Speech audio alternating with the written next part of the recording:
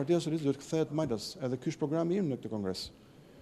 Sigurisht gjithë ata që e pengojnë, Edi Rama i pari, këtë kanë frikë. Pra çështja nuk është në parim, që nuk ka zgjedhje sepse kjo nuk parashikohet. Kanë frikë sepse nëse Partia Socialiste voton për një projekt tjetër, sigurisht që mundësia e të gjithë këtyre që po koncesionojnë ekonominë kombëtare, po grabisin, ka deputet PS-s që janë duke grabitur për shkak statusit që i jep njeh atyre Edi Rama, grabisin territore, zona, toka, fuqi, influencë, biznese. Këta njerëz nuk do e kenë më këtë mundësi. Nëse Partia Socialiste vendos votojnë ndryshe. Dhe ky është thelbi.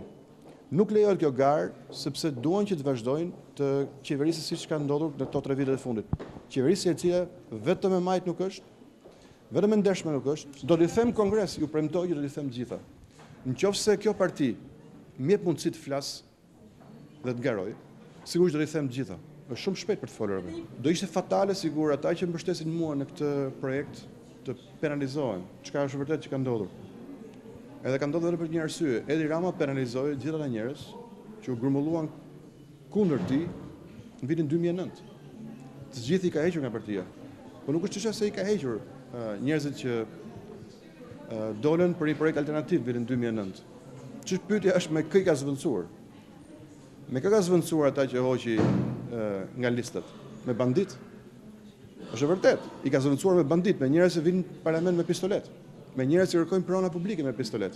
I ka zvendësuar me biznesmen, me njerëz që sot i ushqen me tendera dhe këta ushqen me tendera apo blen me lekët e tenderave dhe të interesave publik, blen votat për Edi Rama, brenda partisë. Këta janë njerëz që po më kundërshtojnë apo. Keni parë njëri që më kundërshton për arsye parimore?